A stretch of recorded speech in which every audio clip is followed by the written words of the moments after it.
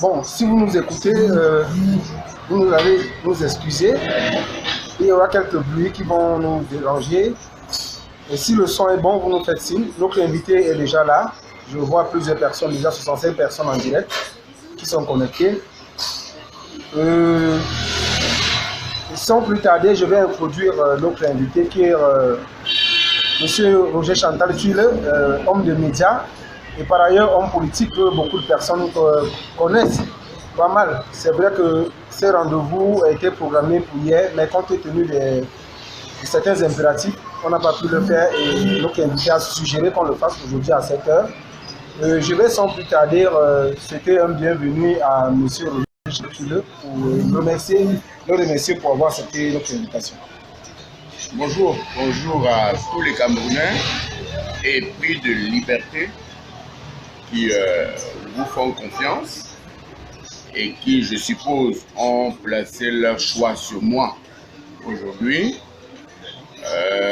On nous a dit que nous sommes en démocratie.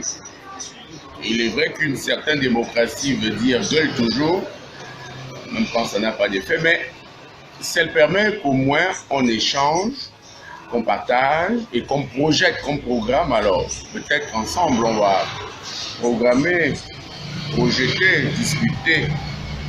Vous m'avez présenté comme un homme de médias. Un patron de presse. Vous êtes sans ignorer que les abus, les esprits diaboliques et la cupidité des hommes, oui, que tout cela mis à la fois, incarné par deux personnes, incarné par une association qui devrait s'appeler le Conseil national de la corruption et de la bêtise, le Conseil national de la connerie. Oui, que ces personnes ont décidé de m'exclure d'une profession que j'ai apprise. C'est-à-dire qu'un matin, une association se lève et dit « Vous n'êtes plus garçon, vous êtes devenu fille. Moi, je suis journaliste depuis que je suis né. C'est une profession que j'ai exercée pour le compte du comité central du RDPC pendant plusieurs années et je m'y occupais d'une page politique sensible du tac au tac. Je répondais aux partis de l'opposition. Je me faisais donc applaudir par les plus grandes sommités du pays, sommités intellectuelles et politiques, qui m'avait consacré comme un des meilleurs journalistes, souvent pendant 2 années de suite, que subitement M. Peter Essoka et ses complices se rendent compte que je ne peux plus être un journaliste, me semble pas seulement de la bêtise, pas seulement de la stupidité, mais à part la complicité, de la cupidité, évidemment. Surtout que le même M. Peter Essoka n'a jamais dit aux Camerounais qu'il était ouvertement contre les sécessionnistes. Surtout que le même Peter Essoka a accepté et cautionné et demandé instamment au ministre de la Communication d'ouvrir la radio des Amazoniens que le gouvernement avait fermée 3 jours avant, ce qui a été fait. Vous parliez de patron de presse, la Tribune de l'Est a été interdite de diffusion et de publication sur toute l'étendue du territoire national jusqu'à nouvel avis. Son directeur de publication que je suis a été interdit d'exercer la profession de journalisme au Cameroun jusqu'à sa mort. Je vous suggère de demander si ce genre de choses existent à travers le monde.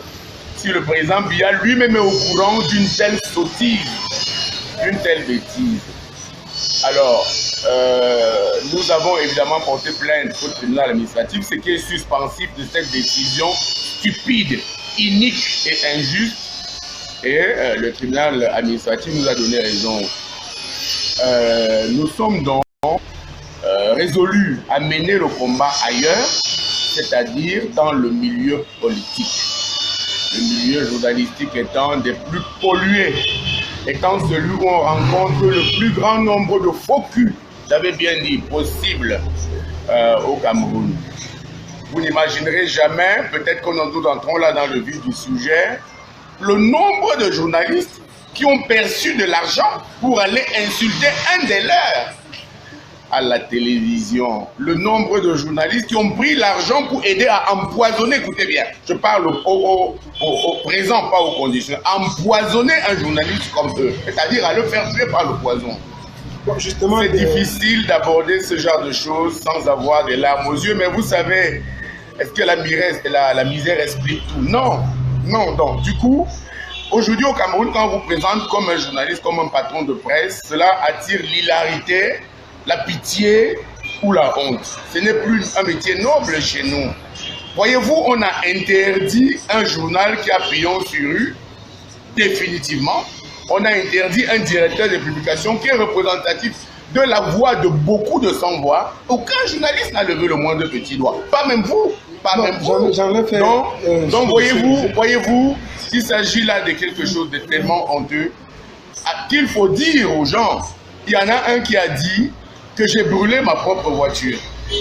Bon, dans les médias au Cameroun, il y en a un qui a dit que si on m'avait tué, cela n'aurait pas dérangé grand monde. Nous reviendrons là. Vous savez, quand vous m'avez présenté comme homme des médias, vous avez retourné le couteau à la plaie. Non, pas si je pouvais effacer ce passé-là, je l'effacerais volontiers. Justement, ce n'est pas notre intention. Nous allons venir à ce... Nous, avant de l'engager, nous voulons revenir sur ce qui a amené à ce qu'on suspende votre presse, qu'on connaît au Cameroun comme l'une des pièces sérieuses en termes de satire. On connaît les dénonciations que vous avez eu à faire plus d'une fois. Et il faut dire ici, avant même de vous engager, vous étiez d'abord membre du RNDPC, vous avez démissionné, vous avez mis sur pied votre parti politique. Et on vous a remarqué dans la chômée, non pas seulement au Cameroun, à travers votre plume, à travers les dénonciations, parce que vous avez pris sur vous de dénoncer les tas qui minent notre société. Donc, le dernier remonte à 2017, avec les révélations que vous avez faites sur le directeur général de la CNPS, à savoir M. Koulumbono. On a vu des tas de panoplies de preuves que vous avez apportées sur le plateau de Kinox Télévision. Et nous sommes quand même surpris que le directeur ait saisi le Conseil national de la communication qui a tout simplement décidé de vous suspendre. Mais nous sommes quand même aussi ahuris que parmi des médias qui ont été suspendus, il y a plusieurs médias, notamment Vision 4, qui se sont permis plutôt de narguer Peter Soka, qui n'a rien dit. Mais nous sommes surpris, c'est qu'on dirait que c'est un conseil à double vitesse. Je ne sais pas si... Pour le Conseil national de la communication, le Conseil national de la connerie, ce serait plus juste. C'est là la preuve de toutes les bêtises, je vais le dire au présent, que l'homosexualité ou la cupidité, la bêtise, la cupidité ou l'homosexualité peuvent faire comme dommage dans un pays. Je ne sais pas si on peut demander le nombre de preuves que moi-même je suis allé apporter à M. Peter Esoka en personne. Comment cela s'est-il passé? Eh bien, nous avons été convoqués par le Conseil national de la communication. Convoqués. Et nous sommes allés, moi, Tuilé et M. Banga Kolo, qui est DAF, qui est notre conseil, qui est très avisé, et notre avocat. Nous avons été reçus par un collège de pratiquement 20 personnes, se revendiquant toutes du Conseil national de la communication. M. Peter Esoka est venu dans la salle, s'est assis et a assisté à tout l'interrogatoire, parce qu'il s'agissait d'un interrogatoire. Vous savez que ce dossier de la CNPS était extrêmement documenté, parce que les documents me venaient de la maison même et de l'entourage immédiat du directeur général de la CNPS. Donc, des gens que vous pouvez difficilement soupçonner. Donc, j'avais des documents de première main. Eh bien, je les ai montrés très largement dans toutes les chaînes de télévision. La plupart des journalistes qui sont venus me voir ont pris les mêmes documents, non pas pour les publier, mais pour aller prendre un peu d'argent sur le directeur général de la CNPS et en lui disant qu'eux défendaient sa cause. Donc, parce que c'est sûr aujourd'hui, vous savez, tout ce qui s'est passé est désormais, maintenant que la passion est achevée, maintenant que les hommes sont revenus à la raison, tout cela est bien sûr aujourd'hui. Eh bien, comment cela s'est-il passé? J'ai donc montré tous les documents, on m'a interrogé, vous êtes l'objet d'une plainte, la part du directeur de la CNPS, voici l'objet. Vous prétendez qu'il a tel salaire. Je dis non, je ne le prétends pas. Voici le document du Conseil national de la communication, signé Alamine Ousmane Mey. Vous prétendez qu'il n'y a pas de conseil. Je dis oui, depuis qu'Alamine Ousmane Mey est mort, il n'y a pas de Conseil national de communication, il n'y a pas de président. On ne nomme pas un président par intérim. Du reste, beaucoup de membres sont en prison ou morts. Il faut donc en nommer quelques autres. Ils ont encore parlé de quoi, d'autres choses, et nous avons immédiatement tout balayé de la main. et donné un document de 1000 pages de toutes ces preuves à M. Peter Essoka qui a dit mais qu'est-ce que c'est que ce gaspillage d'argent? Il l'a dit, l'émission a été enregistrée, l'interrogatoire a été enregistré. Il a dit portez plainte. Apportez-moi la plainte. Je vous dis que nous étions 20 autour de la table. Apportez-moi la plainte. Je vais me faire fort d'aller en justice pour défendre pour toutes ces bêtises. Je lui ai d'ailleurs dit, pour blaguer, nous n'avons rien vu depuis que nous sommes là, président. C'est-à-dire que l'ambiance était bon enfant. Monsieur Jean-Toby Honde, qui était là, a dit « Je n'ai jamais vu quelqu'un d'aussi brillant, Monsieur Tuilé, défendre aussi brillamment une cause. » Tous les documents que vous avez là, vraiment, c'est imparable. Devant 20 personnes, que je suis surpris, 2 semaines après, de voir les mêmes personnes qui m'avaient acclamé signer un document qui dit que je suis exclu de la profession, sans expliquer pourquoi, que mon journal est définitivement interdit, sans expliquer pourquoi. Je serai au courant après qu'il y a eu beaucoup d'argent qui a circulé. Quelques personnes parleront de 65 millions, je n'en ai pas la preuve. D'autres viendront me dire qu'il s'agit de 130 millions, d'autres encore que le conseil n'a pas voté. Mais enfin, il y a des membres du conseil qui sont venus me voir également, qui m'ont affirmé qu'elles n'avaient pas voté pour cette sanction qu'elles-mêmes savaient stupide, puisque le grand public le sait également. Vous savez que je ne suis pas spécialement un fan du président Paul Biya. Mais le président Paul Biya a mis sur pied une commission. Cette commission comprenait M. Ngongo Ferdinand. Elle avait également en son sein beaucoup de personnalités, des porte-paroles, des gens qui lui amenaient directement les documents, directement l'information, dont M. Foumanaka, dont M. Elez Ouam Félix, le médecin personnel du chef de l'État. Je les ai cités très largement à la télévision, qui donc ont rétabli auprès du président Biya la vérité sur cette affaire. Voyez-vous, je n'ai aucun parent en retraite. Je ne défendais donc que la cause nationale de ces retraités dont les avoirs étaient aussi bradés. Monsieur Peter Essoka est-il donc du côté des plus faibles ou aspire-t-il toujours à devenir ministre de la Communication? Il faut le penser. Mais pour devenir ministre de la Communication, je crois qu'on a quand même besoin d'un certain background académique. Il faut avoir lu quelques livres. D'après mes informations, monsieur Peter Essoka, à part son acte de naissance, doit avoir comme seul diplôme le BEPC et ses carnets de vaccination si sa mère le faisait vacciner.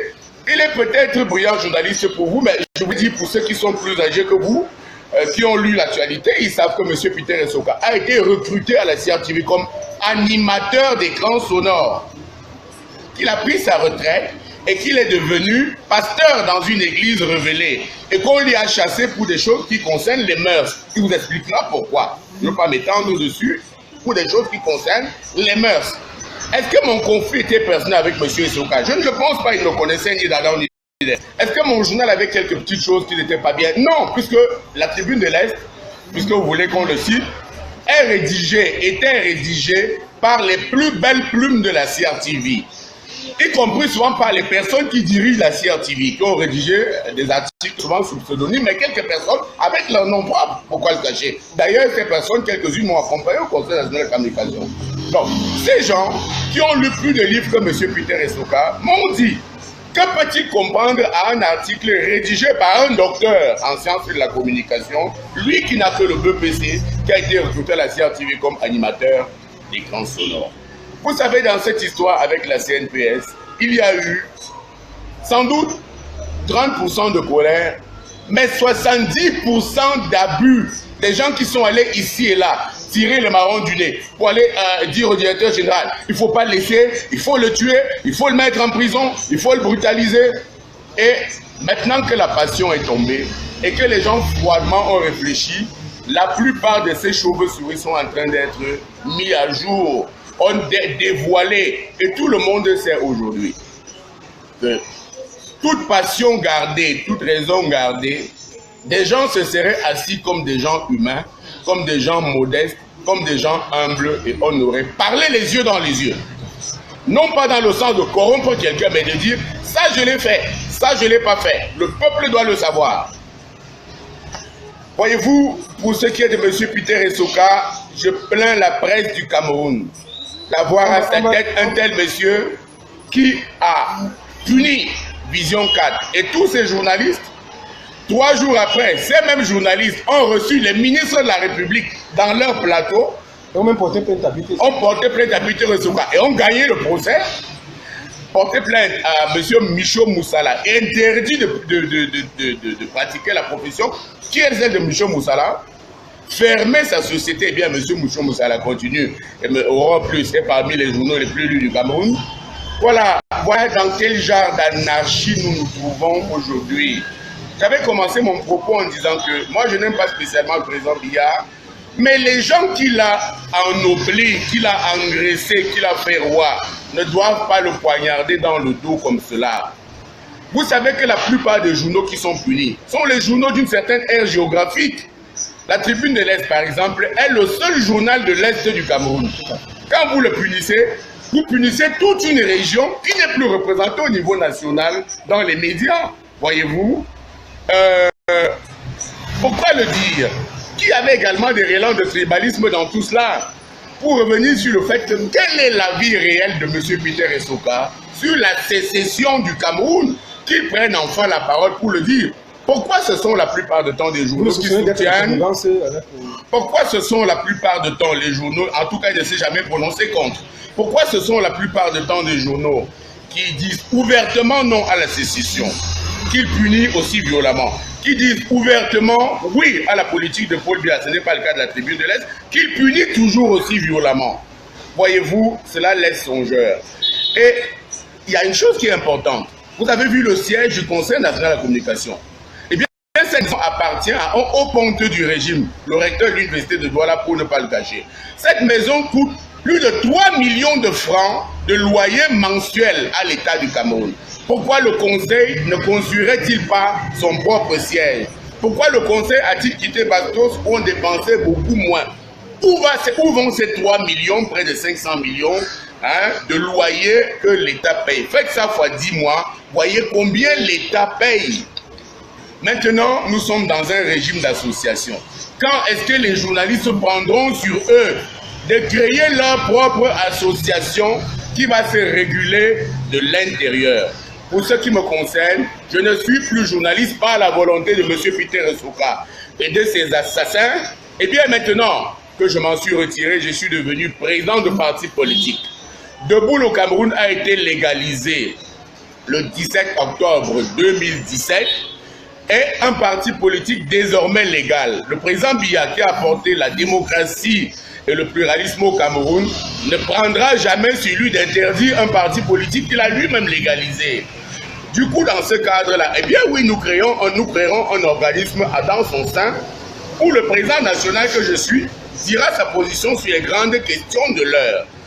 Ça s'appelle Debout le Cameroun Info, comme l'Action est le journal du RDPC, comme Cameroun avec K est le journal de l'UPC, comme. Voilà où nous en sommes réduits. On a empêché à un Camerounais, moi, de dire son avis sur son pays, de proposer des solutions. On a interdit à un journal, la Tribune de l'Est, de dire le Cameroun tel qu'il est réellement et de penser le Cameroun tel qu'il faudrait qu'il soit. Voilà, je suis désolé d'avoir été un peu long sur la question, mais pour M. Esouka, vous pourrez, à l'avenir, quand vous allez au deuil, vous mettre à pleurer beaucoup pour M. Esouka, qui est lui-même un drame vivant. Bon, M. Tulepo, c'est vrai, on va revenir sur vos ambitions politiques. Je voudrais que ceux qui nous suivent essaient de comprendre. Parce qu'il faut dire ici que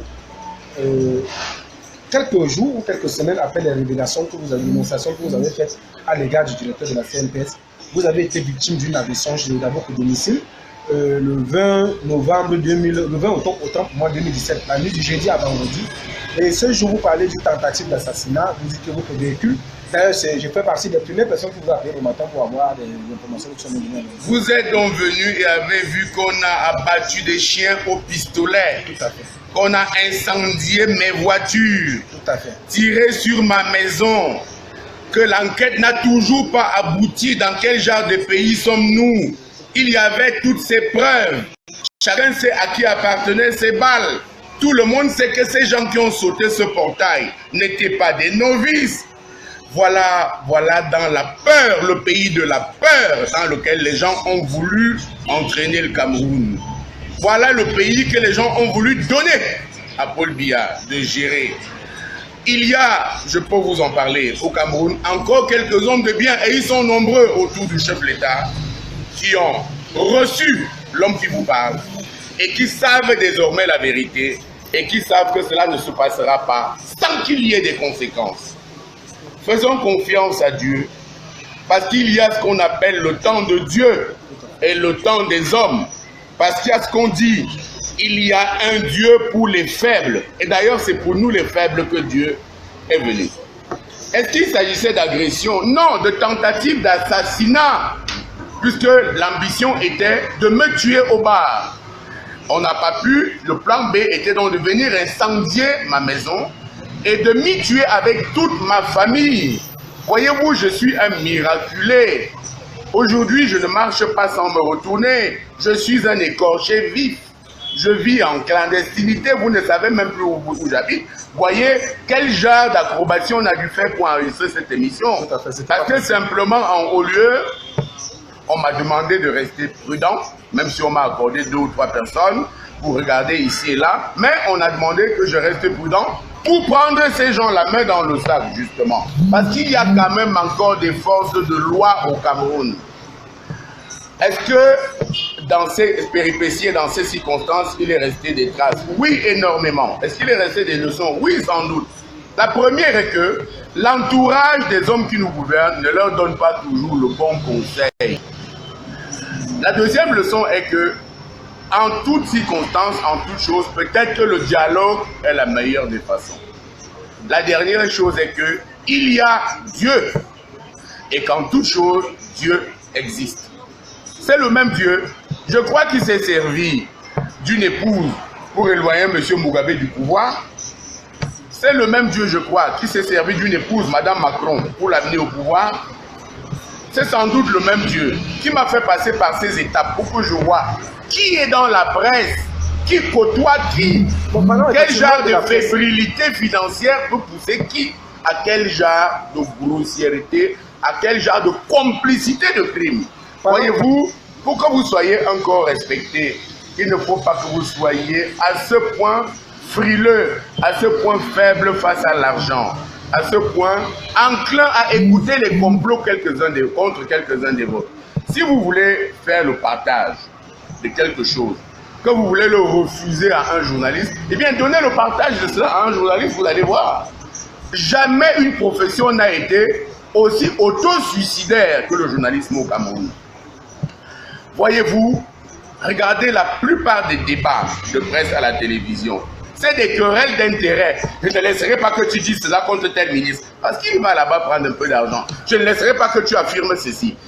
Quelle est toi-même ta position sur ce sujet qui engage ta République? Pourquoi on réagit toujours dans nos médias par rapport à ce que l'autre a dit? Eh bien parce que les intérêts des uns et des autres se rencontrent, se choquent et luttent. Des intérêts bassement matériels, hélas. Regardez un débat de journalistes à la presse. C'est tel n'est pas journaliste, tel est journaliste. Tu n'es pas, toi tu es. Toi tu n'écris pas bien, toi tu écris. Savez-vous que les médecins ont leur association et que toutes les choses des médecins se règlent en interne? Savez-vous qu'on n'exclut pas un médecin même quand il s'est trompé de diagnostic? Eh bien, le journalisme est la seule profession au Cameroun où on vous met encore en prison parce que vous avez publié une information qui est fausse. Ce n'est pas le cas pour les informations de la Tribune de l'Est qui étaient toutes de première main.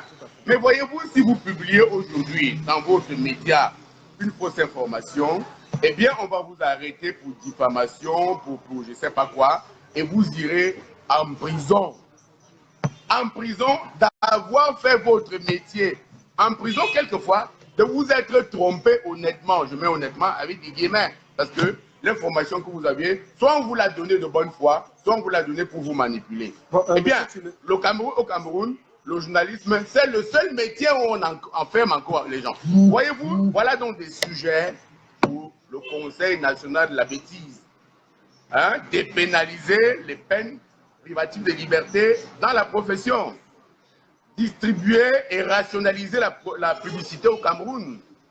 Ouvrir un organisme pour distribuer les journaux au Cameroun maintenant que Messa Presse est parti. Primer, c'est des journalistes qui se sont distingués pendant l'année par leur pugnacité, par leur perspicacité. Voilà des choses que des gens plus instruits que l'actuel président du Conseil national de la communication peuvent faire. Et ces gens existent au Cameroun. Et ces gens existent même au sein du Conseil national de la communication, qui ne sont pas forcément des sectes. Voilà. Monsieur Thuile, je voudrais savoir quel est le regard que vous portez sur la réaction de vos confrères, compte tenu les preuves que vous avez traversées. On se souvient encore, il y a une empoignade, si on peut le dire ainsi, sur le plateau de Canal 2 à une émission arrêt, où on a vu sous les Ololo vous faire tirer des diatribes, il vous a qualifié, il a dit que vous-même, vous avez incendié votre propre maison, bon, on ne sait pas.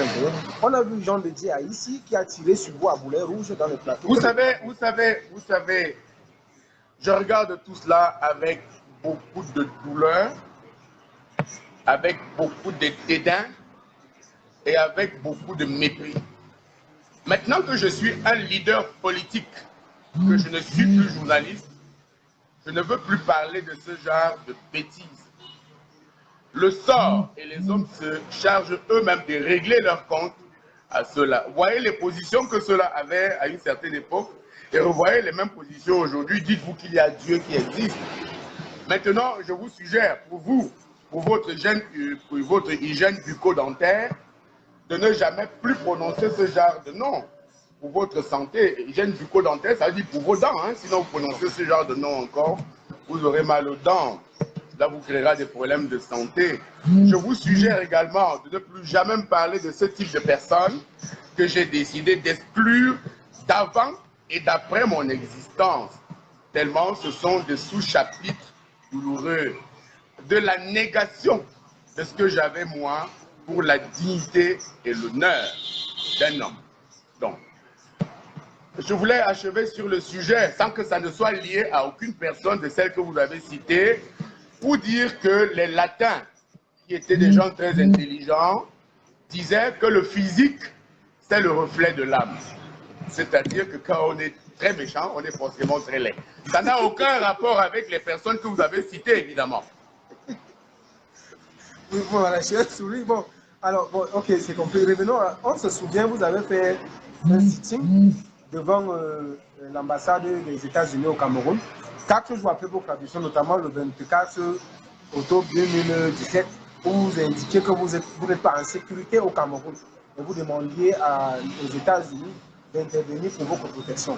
Qu'en est-il aujourd'hui de ce sitting, de cette guerre de la paix que vous avez envoyée à l'ambassade des États-Unis? Face à cette étendue d'injustice, de bêtises et de complots, avant que le président Biya ne m'envoie les personnes qu'il a envoyées, eh bien oui, je me suis senti désemparé et sceptique sur la justice de mon pays.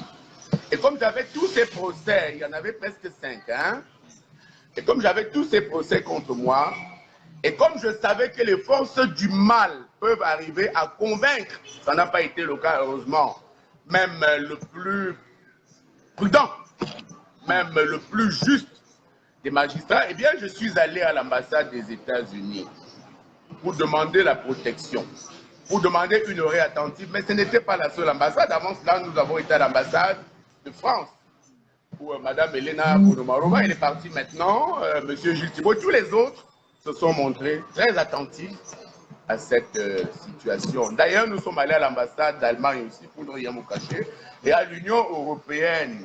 Vous avez filmé cela, je crois que vous étiez là, vous autres. C'était Canal 2, oui, vous également. Donc, à l'ambassade des États-Unis, on a dit il faut aller à la justice, mais vous n'êtes plus seul. Qu'est-ce que vous voulez? Quitter le Cameroun, partir, qu'est-ce qui vous plaît dans ce genre de situation? Je préfère éclaircir ceci parce que beaucoup de gens pensaient que j'étais parti, que j'allais voyager. Non, ici est mon pays et j'ai des ambitions politiques au Cameroun. Le président Biya a sans doute des choses qu'on lui reproche qui sont vraies, c'est sûr, mais sur ce cas-là, il s'est avéré exemplaire et a dit « Je veux l'exacte vérité et tous les documents sur cette affaire ». Moi, donc, j'ai des ambitions politiques, j'ai de la famille ici, je ne pouvais pas prendre sur moi d'aller en exil quand je n'ai commis aucun crime dans mon pays, quand j'ai la conscience d'avoir servi, d'avoir aidé à progresser, à faire progresser tout au moins. Bien.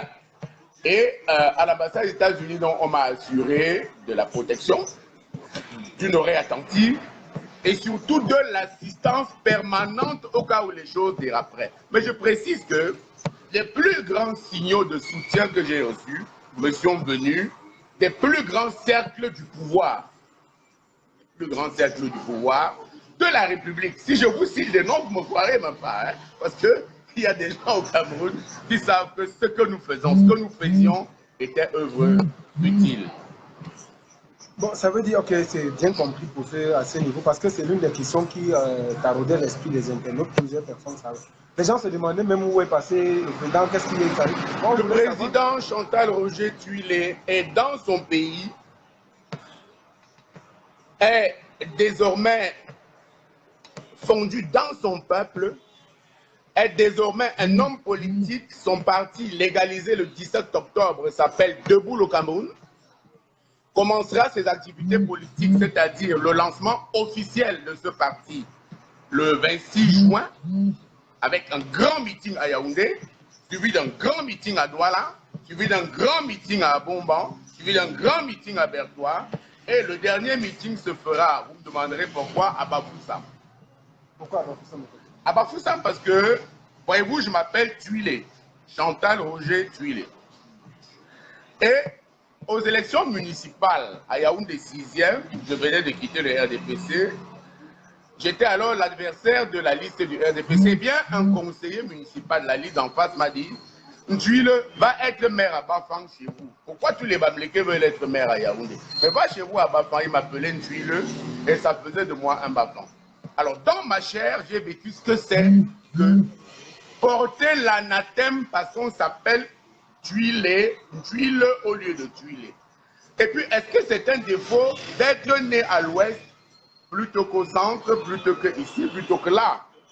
Alors, pourquoi à l'ouest? Pourquoi à Bafoussam? Parce que je m'y revendique culturellement. J'ai fait une partie de mes études secondaires et primaires d'ailleurs, parce que j'y ai de très grands amis et de très grandes attaches, parce que je considère les valeurs qui sont cultivées à l'ouest comme des valeurs nationales, qui sont celles de l'effort, celle du travail, celle de l'équité. Voyez-vous, quand un monsieur à l'ouest bâtit une maison, son voisin veut bâtir une de plus grande encore. C'est cette sorte de concurrence saine que je veux établir au Cameroun. Si le peuple, comme il a commencé à le faire massivement, m'assure de son soutien et me choisit pour porter ses aspirations au plus haut niveau de la République. Monsieur, monsieur Chantal Thuilé, on vous connaît comme quelqu'un de pro présent sur les plateaux de radio et télévision. On connaît très bien et on connaît votre verbe que vous ne dissimulez pas jusqu'ici. Vous restez toujours égal à vous-même en ce qui concerne votre style, votre manière de parler. Pourquoi depuis un certain temps vous avez pris le recul avec les médias? Vous n'êtes plus toujours présent dans les médias. J'avais à préparer le lancement de Debout le Cameroun. J'avais à gérer tous les procès que la CNPS m'avait intenté, près de 5 procès, je vous ai dit 2 à Douala, 3 à Yaoundé, ainsi de suite. J'avais à gérer ma situation physique personnelle.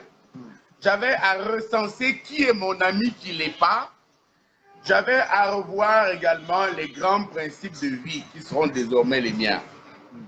Au terme de cette grande réflexion, il m'est devenu de façon plus loisible de revenir au devant de la scène médiatique. Vous êtes d'ailleurs les premiers à qui je m'adresse.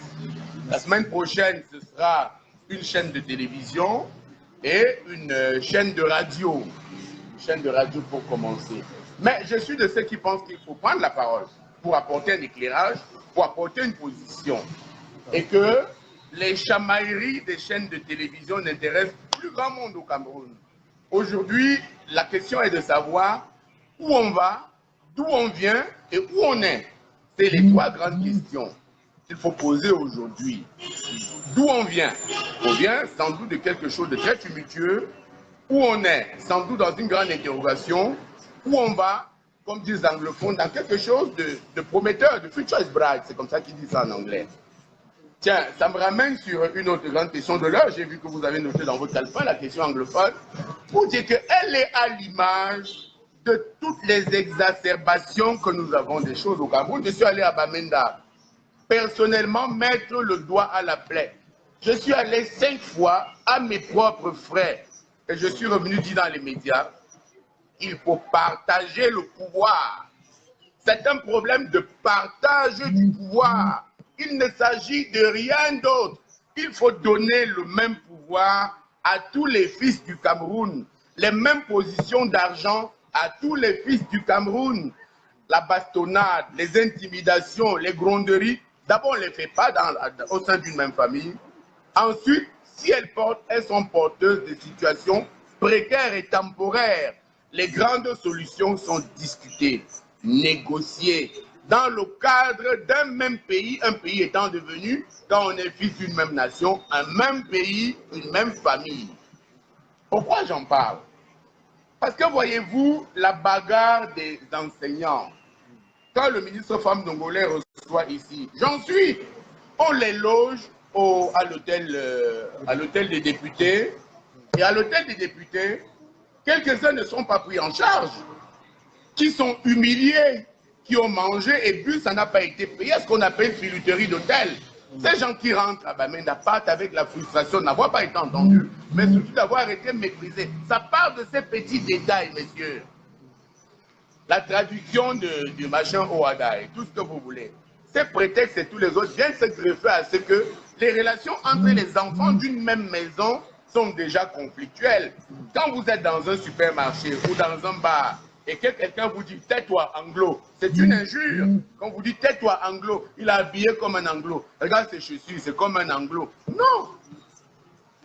Il faut considérer que cet anglo aurait pu être moi, le temps étant une question de hasard géographique. Géographique. C'est tout. Quand vous arrivez à Bamenda et que vous parlez au marché central à quelqu'un, il vous répond en français parfait. C'est-à-dire que le bilinguisme n'est pas le problème central. Tout le monde est bilingue aujourd'hui. Vos enfants sont à l'école bilingue, les miens également. Le multiculturalisme, c'est de la sottise. Si cela se réduit à ce qu'on appelle l'alimentation, la nourriture étant la première base de la culture, vous le saviez? Si c'est la nourriture, la gastronomie, un pays comme la France, par exemple, s'est distingué par sa gastronomie. Eh bien, si vous prenez la nourriture comme le premier gage de la culture, le premier maillon, eh bien, vous mangez à Bamenda le héros, comme vous l'aimez à Yaoundé. Il n'y a donc pas un problème ni de langue, ni de culture. Si vous prenez Bamenda, par exemple, les Bawok que vous voyez sont des Bangantés. Si vous prenez un monsieur qui s'appelle Temfak Ofege, mon Dieu, vous n'avez pas besoin de sortir de l'académie pour savoir que c'est un champ. Mais qui, immigré là-bas, se revendique anglophone. Monseigneur Toubi, on lui connaît des racines ailleurs, des racines familiales ailleurs que là-bas où il est né, à Kumbo. Voyez-vous, il s'agit d'un problème où des gens doivent ravaler leurs orgueils, cesser de jeter de l'huile au feu et s'asseoir pour dire à notre président de la République, voici de quoi il s'agit réellement. Dans les accords de Fumban, il s'agissait de partager le pouvoir entre des hommes crédibles d'un même pays. Monsieur Thulé, vu le contexte dans lequel nous nous sommes aujourd'hui, avec l'enlisement de cette crise, parce qu'il faut d'ailleurs dire, hier le gouverneur de la région du Nord-Ouest a d'ailleurs fait signer une décision d'interdiction des mototaximens de circuler dans certaines localités, notamment Batibo. Et il savait qu'il ne se passe plus un seul jour, de façon à moyenne, on entende qu'on a abattu un soldat. Il ne se passe pas un seul jour qu'on entend que des gens fuient, des réfugiés qui partent ailleurs. On a récemment vu dans une vidéogramme où des soldats étaient en train d'incendier les villages, notamment le marché de Médianem. Parce que où nous nous trouvons aujourd'hui, on constate que la situation est déjà un peu très avancée. Pour vous, comment est-ce qu'on peut pallier à ce niveau où nous sommes aujourd'hui, à ce problème de la crise? Parce qu'ils savaient, on est presque même dans une guerre civile. Je vais vous prendre un exemple. Les bagarres qu'il y a eu entre M. Tuilé et le DG de la CNPS, l'étaient du fait des gens qui sont allés là-bas dire des choses contre moi et sont revenus me donner des documents ici. Donc, qui ont exagéré un problème que deux hommes pouvaient régler. Deux hommes du reste, je crois, qui partagent quelques valeurs en commun. Ou du moins quelques personnes en commun. Aujourd'hui, toutes les personnes qui ont mis de l'huile au feu sont connues. Combien d'argent ces personnes ont pris, c'est connu. C'est la même chose pour la crise anglophone. Des gens qui ont armé des gens ici, qui ont demandé aux sécessionnistes de faire ceci, seront connus. Quelques personnes sont en train d'être dévoilées. Voyez-vous, Il n'y a rien qui se passe sous le soleil et même en bas du soleil qui est définitivement secret. Vous parlez de cette crise qui s'est enlisée. Rien de ce qui est humain ne peut être définitivement clos. Vous savez, il y a un proverbe français qui dit que c'est quand les poules ont cessé de se battre qu'elles se rendent compte qu'il y avait du grain pour tout le monde. Donc, aucun problème, aucune bagarre n'est insoluble. Quand les hommes s'asseyent, se regardent droit dans les yeux et discutent, eh bien, il y a toujours une solution. Et même quand les gens cesseront de se battre au nord-ouest, il faudra bien s'asseoir pour discuter. Si tout le monde est mort, il restera au moins 2 ou 3 personnes. Eh bien, ces 3 personnes discuteront. Eh bien, ces 3 personnes s'entendront sur la dépouille au besoin des personnes qui se seront tuées, mais il y aura une discussion en fin de compte. Alors, pourquoi ne pas l'amorcer dès aujourd'hui? Il faut donner à notre président le bon conseil. Il faut lui conseiller les bonnes solutions. Pour cela, il faut poser les vraies questions. Il faut de nouveaux acteurs politiques et sociaux. Il faut dépassionner. Il faut éloigner les égoïsmes. Tout ce que vous voyez qui se passe au nord-ouest va se résoudre autour de l'argent et des postes de pouvoir. Il n'y a pas une autre solution. Personne là-dedans ne veut la division du Cameroun. Personne. Tout le monde là-dedans veut un Cameroun uni. Les plus extrémistes, en cas de négociation, en cas de discussion, parlent d'une république fédérale. Mais quand on sera retourné à la république fédérale, on n'aura pas avancé puisqu'on en vient. Pourquoi elle a marché jusqu'à maintenant? Elle a marché parce qu'on n'a pas décrété la République unie comme cela a été à un certain moment. C'est pour ça que j'ai parlé des bonnes solutions. C'est qui a conseillé au chef d'annuler l'étoile sur le drapeau du Cameroun qui symbolisait les 2 républiques? C'est qui a demandé qu'on décrète que le Cameroun est désormais un seul? On ne décrète pas cela. Le Cameroun a 372 ethnies. Si je m'en tiens aux nouveaux chiffres, ça veut dire 372 micronations. Est-ce que vous êtes allé en Bogada? Allez en Bogada au niveau de Pointe à Citron, c'est des Bassa. Tout à fait. Allez à Mokolo et c'est des Bamileke, à Carrière. Allez à Mélène et à Biémassi, c'est des anglophones, des allogènes à Billy. Donc, les gens se mettent ensemble, non par tribalisme, mais par affinité linguistique ou culturelle. Il s'agit de récupérer cela, non pas comme un phénomène de division, mais comme un principe constructif. Cela m'amène à quoi? Cela m'amène au désir que j'ai toujours eu de proposer à ceux qui nous gouvernent d'accélérer le processus de décentralisation. Quand les élus locaux seront véritablement élus, alors vous verrez tout cela sera gérable. Savez-vous, jeunes frères, que même le tribalisme, on peut l'apprivoiser. Comment peut-on l'apprivoiser? Eh bien, vous êtes Bamenjou, vous êtes Bafoussam, vous êtes de quel côté? Vous êtes Banganté. À l'État central, on dit que les Bangantés nous donnent un représentant, ou 2, ou 3. Donc 2 vont entrer à l'Assemblée et 1 au Sénat. Tous les Bangantés du Cameroun se réunissent à Tonga, à Banganté, à je ne sais pas où, à Bazou. Et au terme d'un processus électoral, choisissent 3 personnes ou 4 personnes. Les présentent à l'État central. Ces Bangantés viennent siéger au gouvernement central en tant que Bangantés, certes, mais en tant que citoyens du Cameroun choisis par les Bangantés. Ces personnes ont quoi? Ont l'obligation des résultats. Aucun d'eux ne peut voler, ni se laisser distraire, ni se laisser corrompre. Parce que 2 ans après, il est puni par le Conseil des Bangantés, qu'il a élu et l'a choisi pour représenter les Bangantés au niveau national. Procédez comme ça et vous allez voir, au lieu d'en faire un objet de haine, peut-être peut-on domestiquer le tribalisme et en faire quelque chose de plus constructif, de moins hideux. Regardez un autre fait qui est simple. C'est les gouverneurs des régions. Si on les élisait, eh bien, je crois qu'on aura en légitimité rendu un grand service à ces autres Camerounais qui pourront prendre des décisions au nom de leur population, au nom des populations qui sont supposées incarner. Boya est sans doute devenue une zone difficile à gérer Mais j'ai trouvé difficile que la plupart des personnes que l'État a nommées à Buea habitent à Douala. Eh bien, quels sont les citoyens qui habitent dans Buea? C'est des citoyens qu'on a jetés en pâture, c'est ça la question, des gens qu'on a laissés pour morts.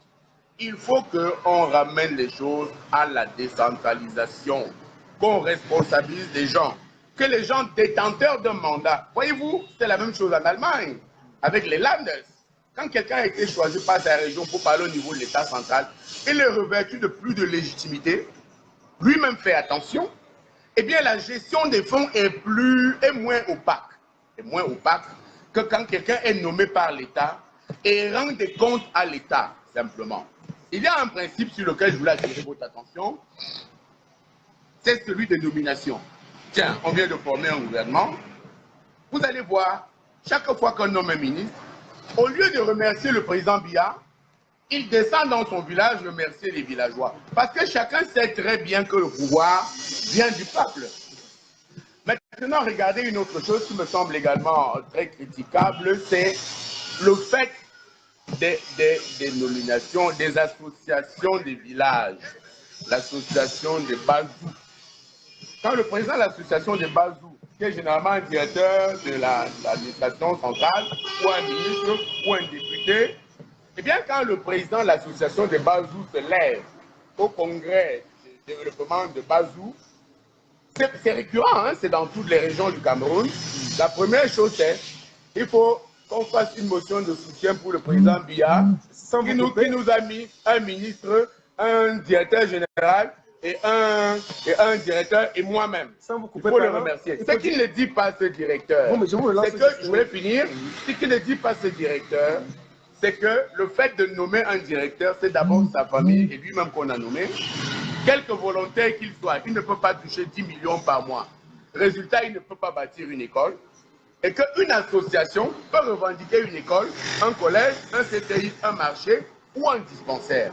Pas lui, le président qui est ministre, et qui vous demande de vous mettre autour de lui pour que le président lui refasse confiance, lui, pour qu'il continue à rester au gouvernement. Voilà pourquoi je pense qu'une vision plus communautaire, plus populaire de la chose politique sera encore plus intégrante et plus générante que celle que nous avons aujourd'hui des personnes et des nominations individuelles. Parlant de tout à l'heure, vous avez parlé des motions de soutien. Il faut évoquer que vous avez grandi à l'est du Cameroun. Et on s'est dit que vous avez grandi avec la première dame qui a encore grandi, je crois, à Bomba, ou un truc comme ça, ou à Dimako.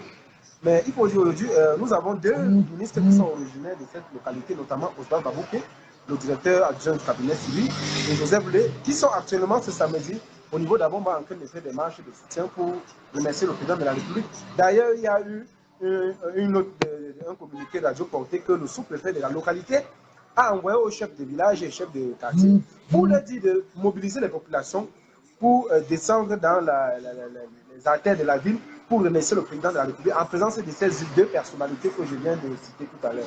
Quel est le regard que vous portez sur cette attitude, monsieur? Je pense qu'il y a dans votre information du vrai et du pas vrai. Il y a eu, à leur nomination, je suis de cette région-là, dont je suis spécialement, une messe d'action de grâce, où il y avait tous les ministres, ceux reconduits et ceux nommés au gouvernement, qui étaient présents, qui avaient fait une messe pour remercier le président Biya et remercier Dieu et communier avec les populations. L'actuelle marche, il me semble, prépare les échéances politiques, les échéances électorales à venir. M. Babouké et M. Lé étant les fils du Oignon, eux donc marchent pour le compte du Oignon. M. Ngwaboubou n'étant pas là, étant de l'autre côté, je crois qu'il y a également M. qui est secrétaire d'État, qui est de Yokadouma, qui était secrétaire d'État, qui était secrétaire général du ministère. Enfin, donc voilà, Njodom, Armand, voilà, et que donc ce n'est pas tout le monde qui est là-bas représenté aujourd'hui. C'est des stratégies politiques. Celle du RDPC consiste à, on appelle ça la stratégie de la NAS, consiste à tisser autour des grands objectifs pour le moment venu, activer les différentes NAS et prendre le plus grand nombre d'électeurs. Mais ce que je pense sur les motions de soutien, c'est ce que je viens de vous en dire, que quand des gens se réunissent et font une motion de soutien, c'est généralement soit qu'on s'est mis par affinité tribale, soit parce qu'on a quelques petites prébendes dont on espère qu'elles vont s'élargir sur 2 ou 3 amis. L'essentiel pour ce qui me concerne étant la décentralisation, je m'excuse de revenir dessus, qui me semble aujourd'hui l'issue. L'issue pour dépassionner les débats, l'issue pour repenser un nouveau mode de gouvernance et de gouvernabilité de la République. D'accord, monsieur Chantal Roger-Tulle, je crois que vous avez été clair. Mais dans vos réponses sur la crise anglophone, il semblerait que vous n'êtes pas pour le fédéralisme, vous êtes contre le fédéralisme. Vous pensez qu'effectivement, puisque dans vos propos liminaires sur cette question, vous avez indiqué de façon intelligente qu'il s'agit d'une question de malgouvernance.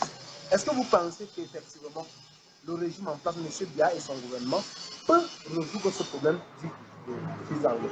Chaque fois que les hommes se mettent ensemble, mettre les orgueils et les intérêts personnels de côté, on trouve toujours une solution. C'est ce que j'avais dit très longuement à l'entame de notre discussion. La crise anglophone n'est pas une crise anglophone. Elle est une crise de malgestion et de mal répartition des positions de pouvoir et des positions d'argent. Voyez-vous, au Cameroun, très peu ont tout pris et beaucoup n'ont rien. C'est le problème central au Cameroun, c'est tout. Quand vous voyez un monsieur, je ne vais pas le citer ici, qui a défrayé la chronique, on lui prête 400 milliards. 1 milliard, c'est 1000 millions. Eh bien, on lui prête 400 000 millions à lui tout seul. Un tel monsieur n'est pas un voleur, c'est un animal. Parce que de priver toute une république de tant d'argent n'est plus de la méchanceté, c'est du cannibalisme, voyez-vous. Et donc, vous disiez que, parvenu à ce niveau, est-ce que le gouvernement Biya peut? Oui, oui, tout le monde peut, dès qu'il se revendique camerounais véritable. Et j'avais dit qu'il faut mettre de côté les égoïsmes. Vous ne comprendrez jamais, par exemple, qu'une région comme le Hong-Kam, qui est une des régions les plus dynamiques à l'ouest, n'ait pas de ministre depuis pratiquement 15 ans. Ça n'a pas de sens. Vous ne compreniez pas que Leslie Arblus n'ait pas eu de gouverneur pendant près de 20 ans également. Je crois qu'on vient d'en nommer un, M. Nguélé. Je lui souhaite tout le bonheur possible dans ses nouvelles fonctions. Mais vous savez que là-bas également, c'est resté à l'État. Il y a bien des régions au Cameroun où si on veut repartir, il n'y a pas un militaire de haut rang. Il n'y a pas. Donc, est-ce que ces régions se sentent toujours impliquées par les décisions de l'État central? On peut en douter si on voit aujourd'hui des particularismes qui se sont avérés, qui se sont révélés au grand jour dans ce qu'on a appelé la crise anglophone, qui me semble en réalité une crise de mal répartition. Puisque j'avais dit que l'essentiel du Cameroun, c'est très peu ont tout pris et beaucoup n'ont rien. C'est du reste les grands combats de Debout le Cameroun, mon parti politique. J'annonce d'ailleurs que ce parti politique présentera des candidats à toutes les échéances électorales et que les sénatoriales sont déjà passées. Bon, il faut dire que vous ne pouviez pas être candidat aux élections sénatoriales qui engagent les conseillers municipaux et les maires. Si vous y allez, vous payez des cautions que vous n'avez pas quand vous n'êtes pas riche, sans être certain d'être élu. Voyez d'ailleurs la douleur de ceux des partis politiques qui ont cru qu'il y avait encore des idéologies ici, du moins parmi les conseillers municipaux élus du parti politique que chacun sait, et qui se sont aventurés là-dedans et qui n'ont pas été élus et qui ont perdu leur caution, puisque pour reprendre ta caution, il faut avoir 3%. Je disais que mon parti, Debout le Cameroun, qui est le parti de tous les Camerounais, vous avez vu l'adhésion, nous avons fait le tour un peu de tout ce qu'il y a autour de nous, et bien que ce parti fera alliance avec toutes les bonnes volontés. Y compris Maurice Kamto, récemment, il a tendu la main à plusieurs partis. Bien évidemment. Monsieur Maurice Kamto n'est jamais venu rencontrer les dirigeants de Debout le Cameroun. Nous avons de bons amis dans l'entourage immédiat de Maurice Kamto. Pourquoi ne pas citer le docteur Faugué Alain, qui est un ami et un frère, Sosten Beda Lipote, avec qui je bois un verre ou deux de temps en temps. Non, nous avons au contraire des amis dans tous les cercles politiques au Cameroun. Partout. Vous avez vu toutes les photos avec le chairman du SDF qui m'a fait l'honneur de me recevoir personnellement dans sa résidence. Vous avez vu avec M. Maïdadi Seydou qui est devenu l'éminence grise aujourd'hui de l'UNDP. Je pensais avoir quelques amitiés également avec le président du ML, comment ça s'appelle, le parti de M. Chirouma, Oui, avant qu'il ne m'affirme le contraire et ne s'affirme comme un grand ami de M. Peter Essoka. Voyez-vous, ce qu'ils ont fait jusqu'à maintenant, c'était du cinéma. Les deux marchaient main dans la main pour étrangler la presse au Cameroun. Dieu dira où est allé l'argent du TNT, l'argent de Huawei. Mais ce sont des débats que nous devrons soulever au Cameroun à une certaine époque. Sur le ministère de la Communication, c'est une petite virgule. Vous savez qu'il y a une très grande polémique là-bas. Tout à fait, avec le particulier qui est accusé d'avoir volé 216 millions, oui, 1 milliard, des marchés pour au moins 1 milliard 300 millions, ces personnes viennent là-bas. Nous pouvons affirmer ici que M. Chiroma, le bureau du particulier a été scellé par l'épouse de M. Chiroma Bakari, qui ne travaille pas au ministère de la Communication, qu'elle a acheté des cadenas et qui est venue fermer le bureau de ce particulier. Ce particulier vit en clandestinité et d'après mes informations, il se serait mis également à parler beaucoup, à dire également des choses. On raconte des choses incroyables sur l'usage que les gens font de la photo du chef de l'État.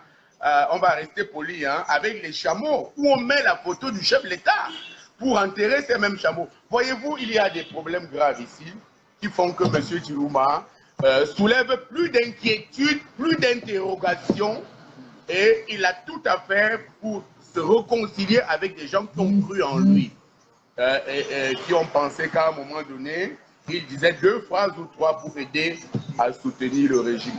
Mais enfin, il y a autour du chef de l'État des gens qui veillent, il y a le peuple camerounais qui est en éveil, qui le moment venu saura faire la part des choses. Donc moi j'ai, comme je disais, le désir de ramener la politique au niveau de l'homme de tous les jours, pour lui dire que la politique, c'est l'apprentissage de la gestion des affaires de la cité. Tout le monde apprend et on apprend tous les jours. La première chose, c'est Dieu. Il faut mettre Dieu au-devant de tout ce que nous faisons. C'est lui qui choisit de nous mettre dans telle ou telle position avec une mission précise. La deuxième chose, c'est le peuple pour lequel nous disons nous battre, pour les intérêts duquel nous nous engageons. La troisième chose, enfin, et sans doute, c'est le destin, c'est l'avenir. Quelqu'un a dit, quel Cameroun voulons-nous laisser pour nos enfants? Oui, c'est une question qui est plus personnelle qu'on peut le penser. Parce que vous avez des enfants, vous qui sont à l'école. Si nous avons une société de paix, eh bien, elle sera bénéfique pour tout le monde.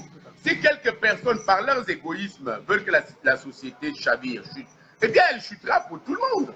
Si ces gens vont en exil, ils ne partiront jamais avec tous leurs cousins, toute la tante et tous leurs neveux. Quelques-uns resteront ici. Et ce qu'il faut craindre, c'est les... D'après, on a remarqué dans l'histoire le nombre de misères que quelques personnes, même pas étroitement associées à la gestion de d'autres personnes, ont eu à subir à la chute de certains pouvoirs. Mais il faut éviter ça à notre pays pour cultiver quelque chose qui est fondamental. C'est le pardon. C'est encore le pardon. Et c'est surtout le pardon. Ce qui n'enlève pas la clairvoyance, la perspicacité et l'équité. Parce qu'il faut, en se réservant le droit de trancher le moment venu, de juger le moment venu, de condamner le moment venu, privilégier la discussion, l'entente, la fraternité. Ce sont les grands principes que Debout le Cameroun soulève ici. Parlant donc de votre parti Debout le Cameroun, n'est-ce pas, il y a une sorte de confusion avec un mouvement que Mme Kawala a initié, la présidente du CPP, dénommé Stand Up for Cameroun. Ce n'est pas une version française? Edith Kawala, qui est une amie et une jeune sœur, qui m'a fait l'honneur de m'envoyer un message de réconfort et de soutien il n'y a pas longtemps, a un parti politique qui n'est pas Stand Up for Cameroun. Un mouvement, j'ai parlé d'un mouvement. Non. Et Mme Kawala n'a pas créé ce mouvement, s'est associée à ce mouvement lors de la fête des femmes, le 8 mars. Elle n'en était pas l'initiatrice parce que les femmes sont venues de tous les partis politiques, de la société civile, des Bayam Salam, de tout cela, pour dire leur ras-le-bol face à la gestion de certaines choses au Cameroun. Bien, un parti politique, je vais vous expliquer comment cela se passe. Il s'appelle Stand Up for Cameroun. n'est pas debout le Cameroun dans la tradition. Et s'il l'était, j'ai parlé du parti du mouvement. Non. Ce n'est pas un parti. Voyez-vous, Debout le Cameroun est un parti politique. Nous parlons là d'un parti politique qui s'appelle Debout le Cameroun, qui a des statuts déposés au MINAD depuis pratiquement 2 ans. Je ne sais pas pourquoi cela a traîné comme cela, qui est légalisé après qu'il y a eu beaucoup d'enquêtes. Et quand on va légaliser un parti politique, on regarde s'il y a un parti qui a un nom similaire là-bas. S'il y en a un, on vous appelle, on vous demande de changer ce nom. Donc, Stand Up au Cameroun n'existe pas comme parti politique déjà. Je vais finir. Et maintenant, Debout le Cameroun est un et unique recensé comme parti politique par le MINAD. Nous croyons qu'en 2011, si mes souvenirs sont clairs, vous étiez également candidat. Avant, en fait, vous avez un parti avant de mettre succès celui-ci. Pourquoi ce changement? C'était en 2013.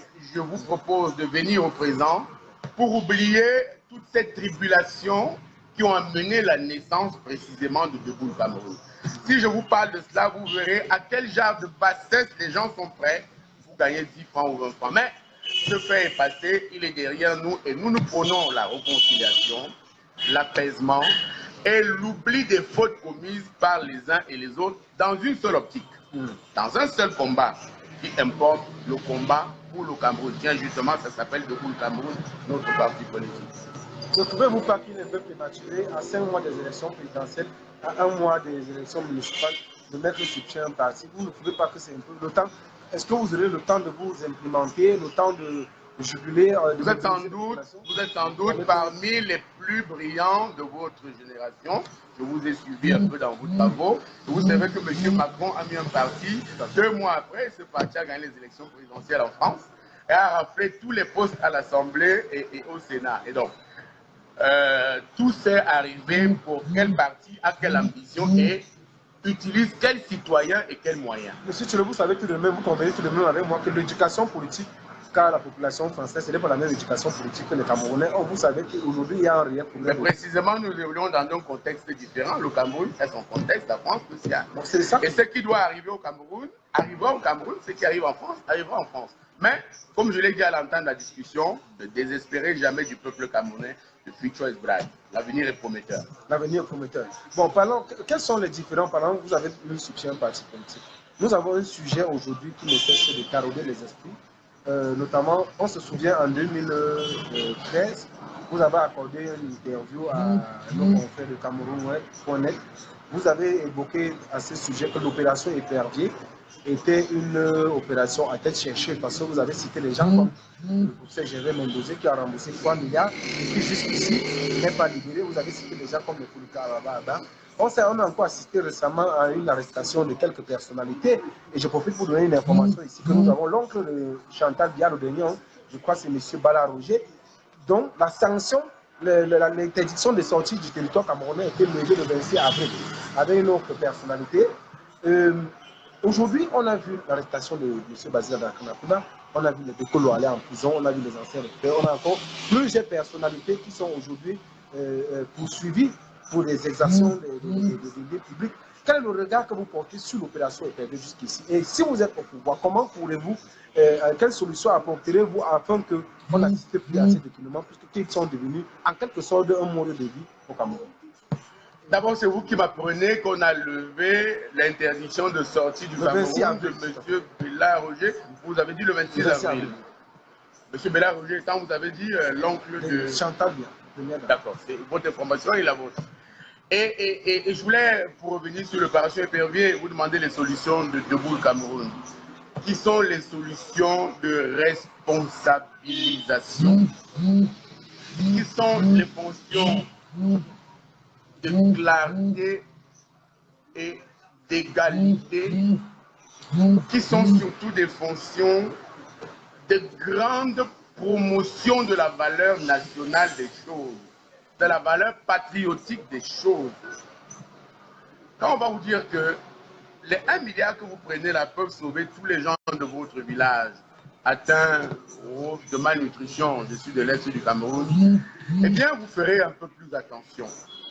On va vous dire l'usage qu'on peut faire de 500 millions, tiens, qu'on vole régulièrement dans le domicile d'un ministre toujours en fonction, eh bien vous saurez qu'est-ce qu'on peut en faire pour que les femmes ne meurent plus en accouchement.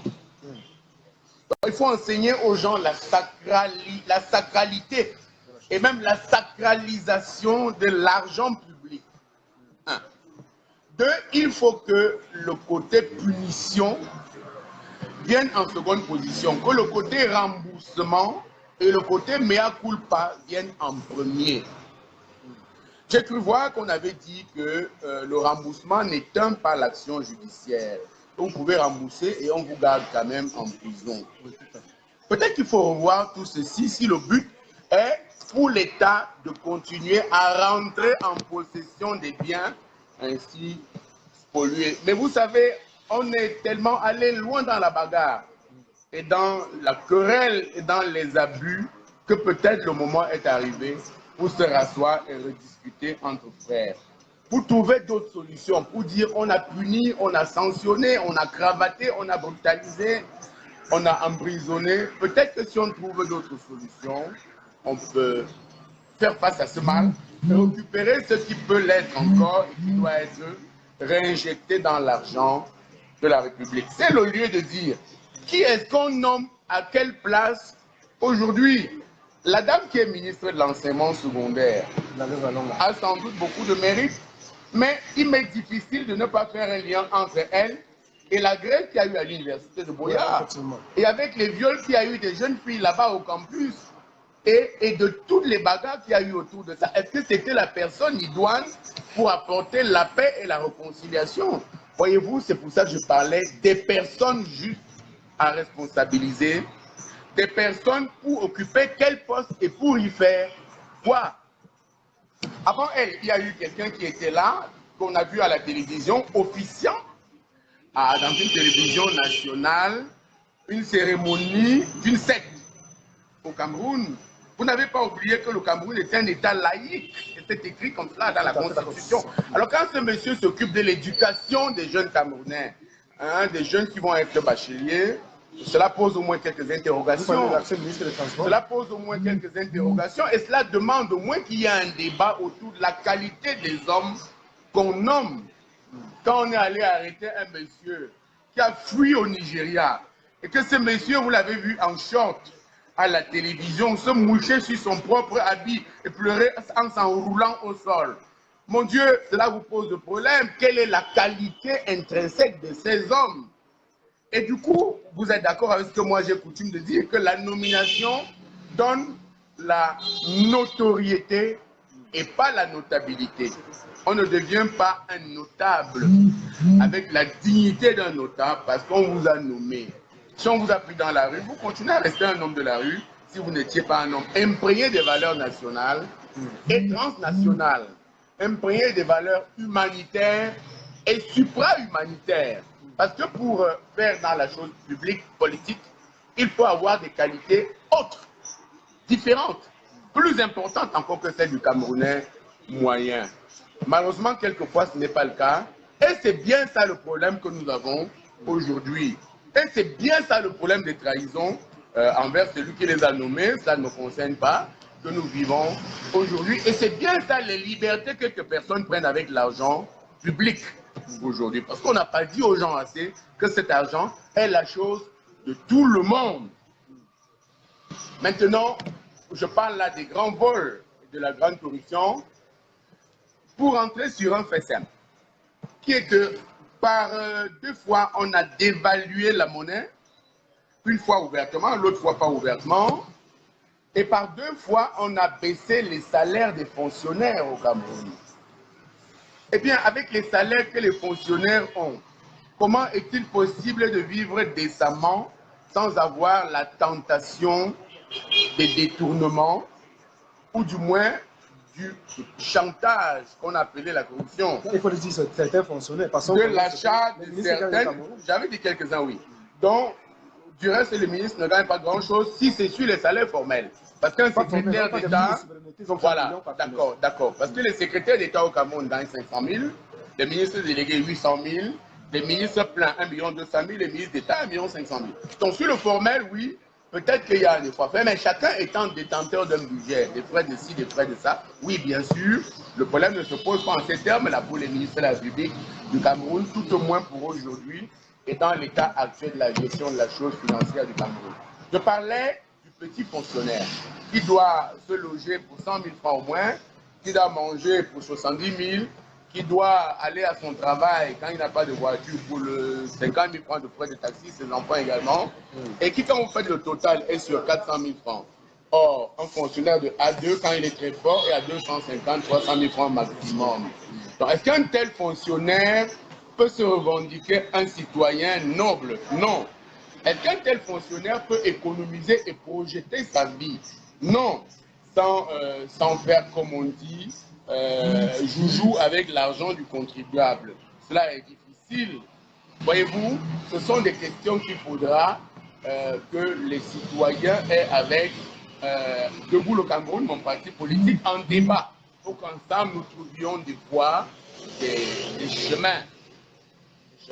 Il faut que le Cameroun revienne à ses repères d'antan. Savez-vous qu'il y avait ici la loi Charles Onanawana qui disait que si vous avez détourné 500 000 francs CFA, eh bien vous êtes puni de la peine capitale par fusillade à la place publique.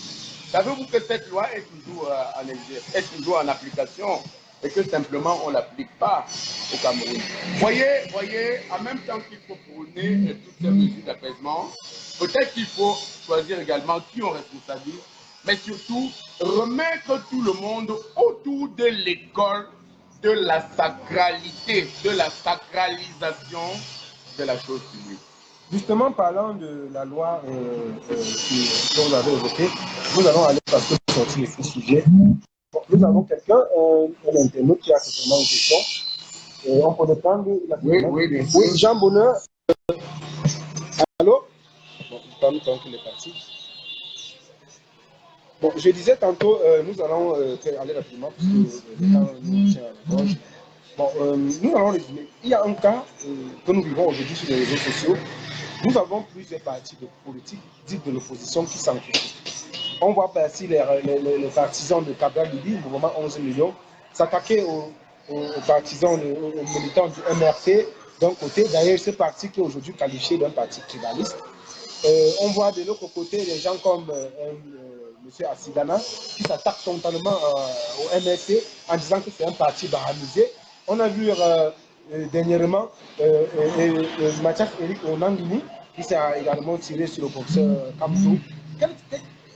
Est-ce que vous pensez effectivement que ce parti dit le MRC est un parti tribaliste? Je parlais de Chantal Roger Tuilé, qui est de l'Est du Cameroun, qui a un nom de Bafan, qui a grandi à Bafoussam et qui a sa famille maternelle à la Léquier. C'est donc ce que le Cameroun a comme genèse, comme synthèse. Parce que les dirigeants sont ce qu'on appelle la sève du peuple. Moi, je suis véritablement intégré dans ce peuple dont je me revendique. Je parlais de Debout le Cameroun, qui donc justement est un parti fédérateur, qui est venu pour remettre tous ces gens ensemble. Pour dire, arrêtons chacun avec des bagarres, souvent de clochers. J'avais dit que c'est quand les poules ont cessé de se battre qu'elles se rendent compte à la fin qu'il y avait du grand pour tout le monde. Eh bien, toutes ces bagarres, nous les réglerons au sein d'un grand débat, qui ne sera pas le débat autour d'un candidat unique. Je pense que c'est stupide de penser qu'une élection ne peut se faire qu'avec un seul candidat, puisqu'au Cameroun, c'est la majorité relative qui l'emporte. Je pense qu'il faut qu'autour de Debout le Cameroun, autour de quelqu'un d'assez charismatique, pardon de ne pas mettre les gants de la modestie étant l'hypocrisie, puisqu'elle consiste à faire dire par les autres tout le bien qu'on pense de soi. Oui, qu'au détail de toutes ces brutalités que les uns et les autres disent sur les autres, eh bien, je pense qu'on peut se retrouver autour de Debout le Cameroun pour se mettre ensemble et choisir un axe pour le peuple, un axe pour le Cameroun, un axe pour la nation. D'accord, monsieur Chantal. Bon, vous avez dit, vous pouvez rappeler votre programme pour le mouvement Debout pour le Cameroun. Nous avons un grand meeting de lancement pour le 26 juin. La date sera précisée. Il y a 4 grands meetings. Les villes sont déjà choisies. Nous allons aux élections présidentielles avec les alliances de toutes les mains tendues, de toutes les bonnes volontés. Nous allons aux élections municipales et législatives partout au Cameroun. où des citoyens de bonne volonté se sont mis ensemble. On a déjà reçu les listes de Bapia hier. Se sont mis ensemble pour nous dire travaillons dans le sens de vos idéaux politiques. Nous allons aller dans le sens de l'apaisement en disant nous sommes la génération de synthèse entre l'ancienne génération qui a gouverné, bien ou mal, mais qui a gouverné, qui a donc un passif, mais qui a également des actifs. Avec la nouvelle génération, impatient d'arriver aux affaires, c'est son droit, c'est juste, mais pour dire il y a du bon et du mauvais des deux côtés, il faut se mettre ensemble. Ce qui est passé ne se passe pas.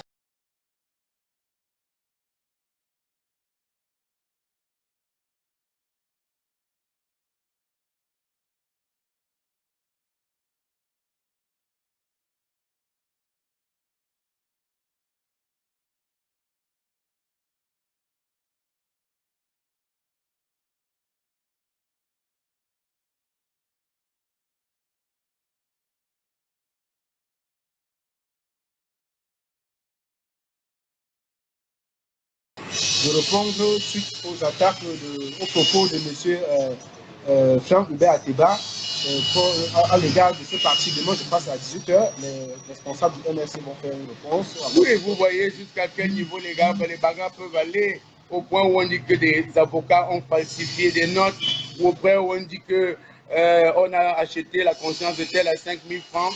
Quand un parti d'élite, élitiste, s'entre-déchire à ce point, il me semble qu'il faut se mettre ensemble et repenser l'avenir autrement. Mais vous savez, vous voyez Cabral, il est attaqué sur la toile chaque jour. Qui est un frère et un ami, qui est un cadet, qui me fait l'honneur de son amitié, et nous nous retrouvons chaque fois que nous avons l'occasion de nous retrouver pour boire un verre et parler du Cameroun avec des amis d'ici ou de l'étranger. Oui, pourquoi le nier? Mais je pense également que peut-être qu'au lieu de le combattre, on ferait bien de prendre ce qu'il y a de bien dans lui, tant il y a du bien partout, tant il peut avoir des choses à critiquer partout. Je voulais achever, si vous m'accordez 30 petites secondes, pour dire que, au lieu de regarder tout ce qui se passe là, il faut regarder le plus grand mal du Cameroun aujourd'hui et de vous autres journalistes, c'est M. Peter Essoka. C'est une lettre. Merci, rendez-vous à demain pour une opposition avec les responsables du MRC.